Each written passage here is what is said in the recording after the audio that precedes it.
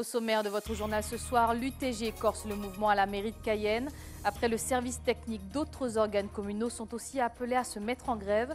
Pour quels impacts sur les administrés? Réponse dans votre journal. Le barrage de Petit-Saut à Sinnamary place la Guyane en tête des utilisateurs d'énergie renouvelable avec 67% de consommation. Après le bilan, EDF présente les perspectives de la structure dans cette édition. Enfin, nous nous rendrons à Paris, au Salon du Livre plus exactement, où les maisons d'édition et les auteurs guyanais peinent à faire reconnaître leur travail au sein d'un événement qui ne fait plus vraiment recette. Mesdames et messieurs, bonsoir. Je suis ravie de vous retrouver pour cette page d'information locale et régionale que vous pouvez aussi découvrir sur Facebook. La grogne des employés de la mairie de Cayenne va crescendo. Après le service technique bloqué depuis maintenant une semaine, tous les services communaux sont appelés à se mettre en grève par l'UTG. Un reportage de Gaël Ouassim. Ils n'en démordent pas. Le conflit qui secoue la municipalité de Cayenne et son service technique depuis près d'une semaine s'apprête à prendre un tournant décisif. En effet, les grévistes menacent d'une grève générale d'ici mercredi dans tous les services communaux. Les écoles, tous les services qui se sentent concernés, parce que nous avons parlé beaucoup des ateliers, par exemple au service technique, mais beaucoup d'agents nous ont dit, mais regardez l'état de là-haut, du bâtiment, c'est pareil. Une toiture dans un état délabré, je crois que ça va être refaire cette année après 50 ans. Mais bon, il y a beaucoup de services comme ça. Il y a des services que je ne comprends pas pourquoi ils ne rentrent pas en droit de retrait. L'annexe mairie, ils sont dans un état lamentable. Des moisissures de peinture, des odeurs, on ne sait pas d'où, des problèmes électriques avec les pluies et tout ça. Il y a beaucoup de locaux comme ça. Compte tenu du non-respect des protocoles d'accord, les grévistes ne veulent plus se satisfaire de promesses. Sachant quand vous avez pris cette mandature, les problèmes vous ont été exposés. Et à ce jour, sur des protocoles d'accord, nous avons mis en place qu'il y ait une décision pluriannuelle des planifications des réparations. Jusqu'à ce jour, ça n'a pas été fait, alors que ça a été signé sur les protocoles d'accord. Donc aujourd'hui, nous ne pouvons pas avoir confiance en la parole. Donc aujourd'hui, nous voulons des actions, des faits. Pour la municipalité, trouver un accord avant un blocage total est une priorité. Tout dépendra de la négociation qu'on aura avec demain, parce que si vous voulez, jusqu'à aujourd'hui, on ne sait pas exactement qu'est-ce qui sera fait. Par contre, effectivement, nous avons reçu un préavis de grève illimité à partir de mardi. Donc, en fonction de l'avancée des négociations demain, on verra si effectivement les cantines sont bloquées, les écoles sont bloquées, on verra. Pour le moment, on n'en sait rien du tout. On a mis en place un dispositif de manière qu'au cas où effectivement il y aura cet élément bloquant, que nous allons essayer de pouvoir pallier à tout ça. Une rencontre est prévue demain entre la municipalité et les grévistes du service technique, espérant un retour à la normale au plus vite. Direction à présent Sinnamary, où le barrage de Petit-Saut a une nouvelle fois battu les records de production. En couvrant 67% des besoins du littoral, il a propulsé la Guyane en tête des territoires utilisant des énergies renouvelables. Comment expliquer de tels résultats et quelle sera l'évolution de cette structure qui fête ses 24 ans cette année? Les réponses dans ce sujet de Pierre Tréfoux. Il fournit plus des 2/3 de l'électricité consommée en Guyane et a une capacité de production de 500 gigawattheures par an. C'est le barrage de Petit-Saut. 60% de l'électricité du littoral est produite ici et 50% de son électricité est produite de manière renouvelable. En 2017, il établit un record de production de 545 gigawattheures. Il y a même eu 2 records battus en 2017. Le premier a été un record de production au barrage de Petit-Saut, obtenu en 2017. Alors certes, il y a eu beaucoup d'eau en 2017, mais pas seulement. Il y a eu surtout des hommes et des femmes qui se battent au quotidien, qui sont mobilisés, engagés H24 pour permettre d'avoir des turbines et turbiner l'eau H24. Installé entre les communes de Sinnamary et de Saint-Élie, le site de la centrale hydraulique est un milieu exceptionnel pour les employés. La centrale de Petit-Saut, elle est très isolée.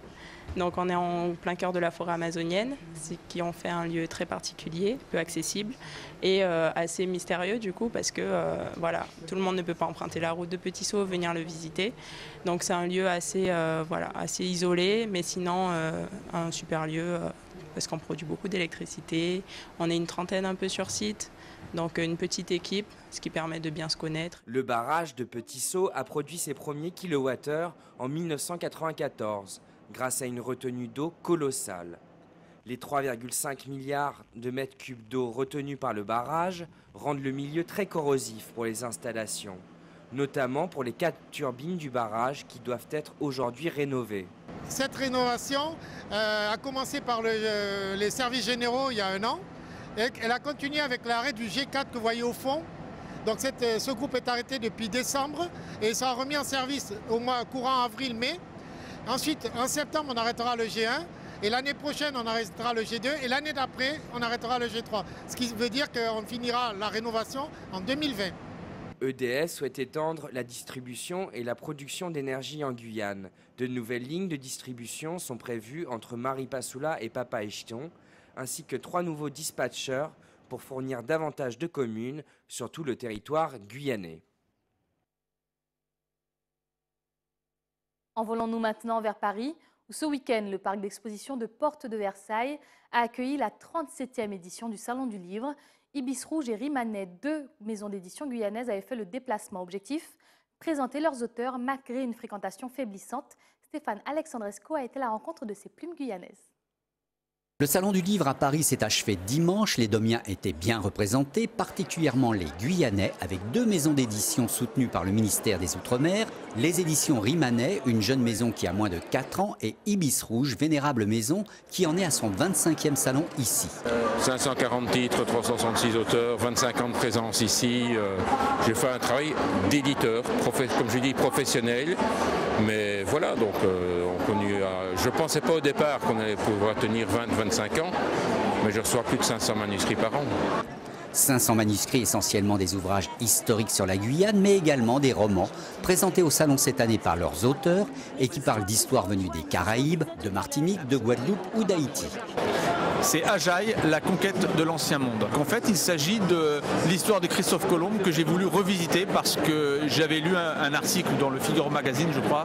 C'était l'histoire des premiers habitants d'Haïti, qui étaient les Amérindiens, les Indiens Téno, qui ont accueilli des étrangers, donc Christophe Colomb et les conquistadors, avec le cœur. Et en 10 ans, ils ont été exterminés. Ils étaient 124 000 et au bout de 10 ans, il n'y en avait plus. Et je me suis dit, c'est vraiment injuste. Je vais essayer de leur revisiter leur histoire. On peut trouver chez Ibis Rouge également des romans poétiques, philosophiques ou sociologiques. Je viens d'écrire un livre qui est paru juste pour le salon, qui s'appelle « Filles d'Ariane, des Antilles et d'ailleurs », où je montre que les femmes, à travers le monde, se partagent les cultures et se partagent le rôle de résiliente, quelles que soient leurs origines. Ça parle de la vie d'un petit garçon indien qui atterrit à la Martinique. Voilà. Et il vient créer sa descendance parce que son nom va disparaître dans son pays et il veut créer la nouvelle descendance qui va s'installer là-bas. Et c'est toute sa vie, conflit avec les gens de là-bas, le béquet, et finalement, il va quand même arriver à faire ce dont il a envie parce qu'avec son charisme, il va les obliger à faire ce qu'il veut. Quant aux éditions Rimanet, l'ouvrage phare présent au salon s'appelle « Nous Conquessa », écrit par 8 auteurs différents sur les événements de mars 2017 en Guyane. Donc c'est un ouvrage qui a été écrit à chaud et qui retrace exactement les événements sous un regard différent selon l'auteur. Chacun a eu son éclairage, bien évidemment, sur le sujet et qui retrace donc ce qui s'est passé en mars et avril 2017, les causes et les conséquences, bien évidemment. Pour ce qui est des librairies en Guyane, les éditeurs déplorent la situation et hélas l'intérêt décroissant du public pour la lecture. Le problème de Guyane, quand j'ai commencé, il y avait 52 points de vente, il en reste 2. Voilà un peu le problème. Kourou, il y a 37 000 habitants, il n'y a plus de librairie et ça gêne personne. Voilà le problème de la Guyane. Retour vers des latitudes plus proches pour une page d'écologie. En Guadeloupe, le parc éolien va être démantelé puis reconstruit dans le but de mieux répondre aux besoins des habitants de l'archipel. Les détails de Patrick Curie et de Moïse Dexter. C'est un vaste projet lancé par EDF Énergie Nouvelle en partenariat avec la communauté d'agglomération du Nord Grande Terre et la ville de Petit Canal pour le renouvellement du parc éolien vieillissant. 14 éoliennes de nouvelle génération seront alors installées. Ce seront des éoliennes actuelles, donc avec des mâts tubulaires et des éoliennes avec 3 pales. Là, actuellement, vous avez des éoliennes bipales et il y aura 3 pales. Elles seront plus puissantes que les éoliennes actuelles et avec moins de machines, puisqu'on a 32 machines machines aujourd'hui, il est prévu d'en mettre 14. Avec moins de machines, on fera plus de puissance et donc on participera à l'accroissement de la puissance éolienne de la Guadeloupe. Une convention qui vise aussi à favoriser l'emploi, l'insertion et la formation du public sur le territoire du Nord-Grande-Terre. Nous avons des jeunes qui sont en chômage, qui ont peut-être des capacités à venir travailler sur le site. Et là, il y a, dont j'oublie, je crois que c'est 1500 heures pour des jeunes en insertion. Donc c'est aussi un projet qui va permettre à des jeunes de s'insérer. Alors maintenant, ce qui aurait été bien, ce sont des jeunes qui auraient pu venir apprendre pour pouvoir, après, construire soit leur propre entreprise, ou alors, si encore dans la Guadeloupe, il y a encore des éoliennes, eh bien, avoir des CDI. Les travaux de démantèlement commenceront en juin 2018 et les travaux de construction, quant à eux, devraient débuter d'ici avril 2019 pour une mise en service effective dès mi-mai 2019. Restez avec nous à venir dans votre journal. La qualité de l'air en Guyane qui a enregistré ce week-end l'un de ses plus mauvais indices. Et puis, direction Matoury qui enfilera ce samedi 24 mars ses gants de boxe pour un grand gala.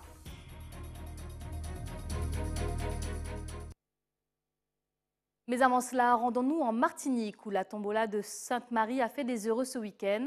L'apparition de cette flèche sableuse a permis de nombreuses activités que nous présentent nos confrères d'ATV Martinique. La magie opère depuis seulement quelques heures. Les vagues se retirent et laissent peu à peu place aux fameux bancs de sable. Les plus courageux peuvent alors franchir le tombolo. Venu d'Orléans, c'est à tout hasard que ce couple s'est arrêté sur le site.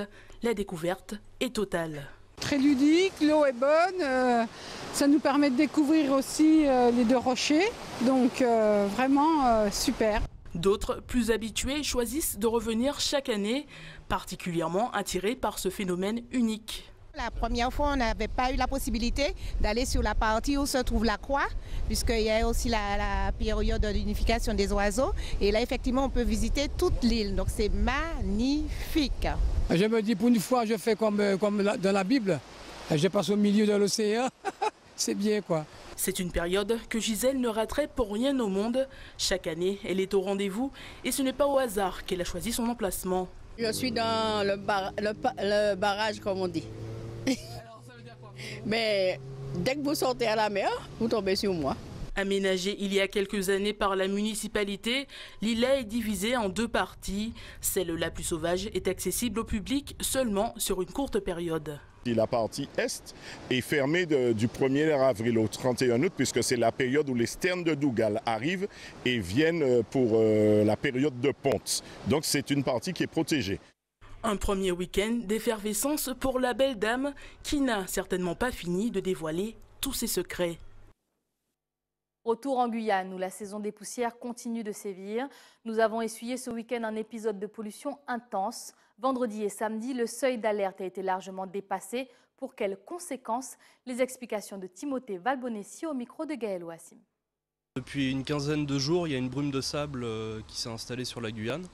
Donc c'est en fait du sable qui est transporté d'Afrique subsaharienne jusqu'aux côtes guyanaises, traverse l'Atlantique et elles sont transportées dans des masses d'air sec. Et donc on a un air depuis 15 jours qui est moyen, qui est dégradé. Et alors par contre cette brume de sable a pris un regain en intensité dans les journées de vendredi et samedi. Et donc on a connu 2 jours de pollution puisque les concentrations en particules fines étaient supérieures au seuil réglementaire. La Guyane, il y a un temps très humide qui s'installe sur le territoire. Et les particules fines, les concentrations du moins, sont étroitement liées aux conditions météorologiques. Et lorsqu'il y a des averses, les particules sont lessivées, ce qui améliore excessivement la qualité de l'air. Et du coup, aujourd'hui, entre la journée d'hier et aujourd'hui, on a un temps très humide qui s'installe, les concentrations ont bien baissé. Et cela va durer jusqu'à mardi. Et par contre, mercredi, il y a un temps sec qui va réapparaître. Et on aperçoit en parallèle des départs de poussière du Sahara et donc il risque d'y avoir des dépassements des seuils réglementaires en milieu de semaine, fin de semaine. Donc ce n'est pas terminé, on est en saison des brumes et les conditions météorologiques et climatiques font que là, on va connaître ces prochains jours des dépassements des seuils réglementaires. Concluons ce journal avec un mot de sport. Samedi 24 mars, les amateurs et professionnels enfileront leurs gants pour un gala de boxe organisé entre autres par le Boxing Club de Matoury et parrainé par le champion de France Kesny Joseph. Hector Travandoy présente cet événement au micro de Jonathan Lariot. L'objectif, voilà, c'est pour former les jeunes, les amateurs, à la boxe éducative et loisirs, et bien sûr éducative et loisirs, et amateurs. L'objectif, c'est faire que les jeunes progresser dans la vie, tout simplement, quoi. Hein. Et les sports études, ça marche bien, les sports études. Les boxeurs mettent en plus de force de travailler à l'école. Les parents nous le disent d'ailleurs. Hein. Les boxeurs les garçons qui font de la boxe, comment dirais-je, les études, ça marche très très bien. Les parents nous le disent. On essaye par tous les moyens de les pousser. On ne forme pas que des champions quand même. Hein. Ils ne seront pas tous champions. Mais au moins, ils ont quand même une ligne de vie intéressante. Ils partent des mots en France, en métropole, voilà, et ça leur réussit. Voilà. On ne connaît pas très bien le club, effectivement. On connaissait comment les boxeurs. Ils nous envoyaient leur identité, bien sûr, avec leur poids. Voilà, ils arrivent mercredi soir, et c'est de là qu'on saura vraiment qui sont-ils, quoi. Parce que là, on les connaît uniquement sur carte d'identité. Hein. Mais sur là, il y aura 10 combats amateurs, dont 6 combats interclubs entre Guyanais et Guyanais. Et puis, bien sûr, 4 combats professionnels et amateurs avec les gens de l'Hexagone, les boxeurs de l'Hexagone. Ça va de 66 kg à 70 kg. C'est la fin de ce journal, mais avant de le refermer, rappel des principaux titres de ce 19 mars. L'UTG a décidé de corser le mouvement à la mairie de Cayenne. Après le service technique, d'autres organes communaux sont aussi appelés à se mettre en grève. Pour quels impacts sur les administrés? Les réponses ont été présentées dans votre journal. Le barrage de Petit-Saut à Sinnamary a placé la Guyane en tête des utilisateurs d'énergie renouvelable avec 67% de consommation. Après le bilan, EDF a présenté les perspectives de la structure dans cette édition. Enfin, nous nous sommes rendus à Paris, au Salon du Livre plus exactement, où les maisons d'édition et les auteurs guyanais ont peiné à faire reconnaître leur travail au sein d'un rendez-vous qui ne fait plus vraiment recette. Merci d'avoir suivi cette édition. C'était le journal de la rédaction. Tout de suite, l'édition nationale de BFM TV. Quant à moi, j'aurai le plaisir de vous retrouver demain. Même heure, même chaîne. Excellente soirée sur ATV Guyane. C'est Mounian. Belle bonne soirée.